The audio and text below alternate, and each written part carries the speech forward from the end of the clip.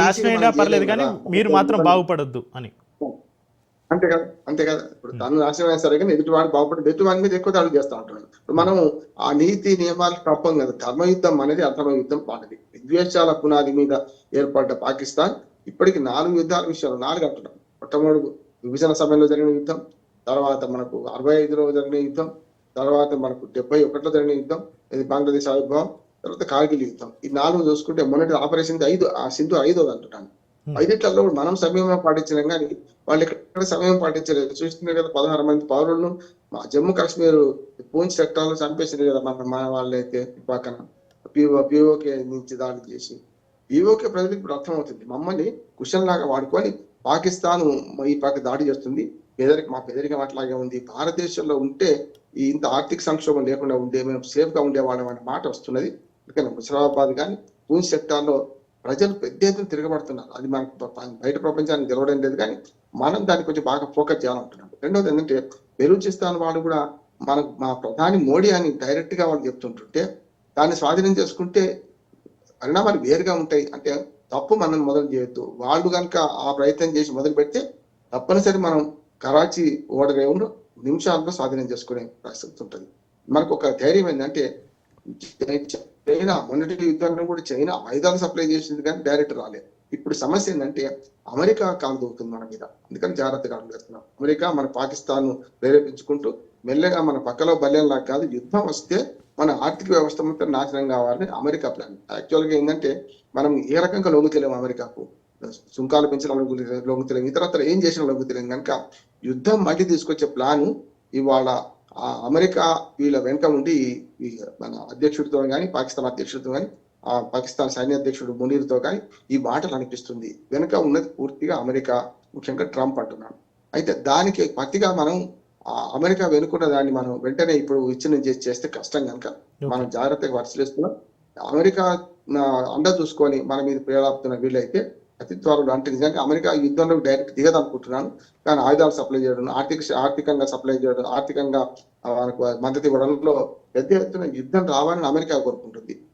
వాళ్ళ ఆయుధాలను మళ్ళీ ఒకసారి పాఠ పరీక్ష చేసుకోవడానికి చేస్తుంది కనుక కొంచెం మనం సమయం పాటించిన ప్రధాన కారణం బండివాడు పిచ్చివాడి చేతిలో రాయిని మనం ఎట్లా ఎదుర్కోవాలి, మన అద్దాల మీద పగలకుండా వాళ్ళని ఎట్లా ధ్వంసం చేయాలని దాని మీద మనం చాలా సైలెంట్ గా ఈ పరిణామాలు పరిగణిస్తున్నాం, చూస్తున్నాం. అతి త్వరలో యుద్ధమే కనుక వస్తే వాళ్ళందరికీ కొంత నష్టం జరుగుతుంది మనకు కూడా, కానీ అంతకంటే 100 రెట్ల నష్టం వాళ్ళు చదువు చూస్తారు. పౌర ఆవాసాల మీద దాడి చేయొద్దు అనే ఒకే ఒక దాంతోనే మనం చాలా జాగ్రత్తగా వ్యవహరిస్తున్నాం. మనకు నష్టం కావద్దు, వాళ్ళ పౌర ఆవాసాలకు నష్టం కావద్దు.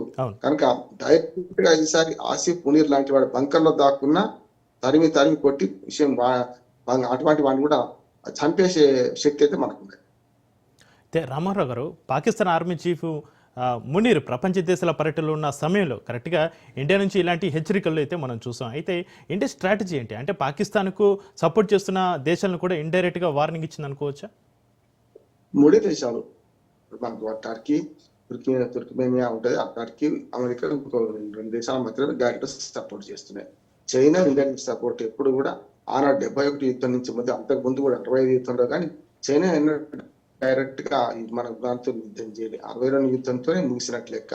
కానీ ఆమె మోసాన్ని గమనించి చైనాను శత్రువుగా పరిగణిస్తూనే ఇప్పటిదాకా మనం దృష్టిలో దూరవర్జిత అని ఉంటున్నాం. కానీ అమెరికా అంతకంటే పెద్ద శత్రువు అంటున్నాం. పూర్తిగా మునీర్ మాటలకు పూర్తిగా వెనక నుంచి మద్దతు ఇస్తున్నది. ఆర్థిక, రాజకీయ, సామాజిక మద్దతు ఇస్తున్నది మనకు ట్రంప్ మాత్రమే, అమెరికా మాత్రమే. కనుక దాన్ని బట్టి మనం కొంచెం ఆలోచన చేస్తున్నాం. అందుకని ఇప్పుడు అమెరికా శక్తి తక్కువది కాదు. అమెరికా పాకిస్తాన్ పాకిస్తాన్ ఉసిగొలిపి మన మీద ఎట్లా చేస్తుందని దానికి చిదంబరం వ్యాఖ్యలు నిదర్శనం కదా. ప్రభుత్వాలు ఏమున్నా సరే ఆనాడు చేసిన పని అదే కదా అంటున్నారు. అంతేందుకు మన భారతదేశం విదేశాంగ విధానంలో కూడా ఇప్పటిదాకా మొత్తం అందరినీ సమర్థించుకుంటూ అందరి యొక్క మనలో పొందినా కూడా యుద్ధ సమయం వచ్చే వరకల్లా రష్యా లాంటి ఒక్క దేశం మాత్రమే మనం గట్టిగా నిలబడుతుంది మన వెంట. మిగతా దేశాలన్నీ అటు ఇటు కాకుండా, అంటే నా ఇతర అన్నట్టు నిలబడుతున్నాయి. పాకిస్తాన్, ఇండియా మధ్య మాకెందుకు గొడవ అనుకుంటున్నాయి. మనం ఎట్లా ఉన్న వాళ్ళ లీన విదేశాంగ విధానం మనం పాటిస్తున్నాం కనుక మనకు రేపు యుద్ధం వస్తే మన వైపు ఉండేది ఒక రష్యా మాత్రమే, మనకు స్పష్టంగా తెలుసు. కానీ ఈ పాకిస్తాన్ ఉగ్రవాదంతో రేపు అతి పెద్దగా నష్టపోయేది అమెరికా. వాళ్ళకు అర్థమైతే లేదు వాళ్ళకు. అంటే ఉగ్రవాదాన్ని ప్రోత్సహిస్తే ఏముందో ట్విన్ టవర్స్ కూల్చిపోతే చూశారు కదా. అందుకు పాకిస్తాన్ కూడా అమెరికా మాట వింటదని కూడా ఏం లేదు.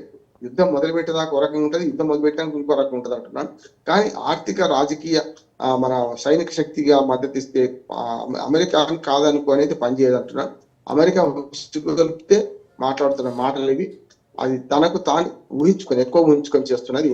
ఒకవేళ అమెరికా చేతులు ఎత్తేస్తే మన రక్షణ శాఖ మంత్రి అన్నట్టు నిమిషాల్లో మన పాకిస్తాన్ మన స్థావరాలు ఉగ్రవాద స్థావరాలను మట్టిపెట్టే శక్తి మనకు ఉన్నదండి.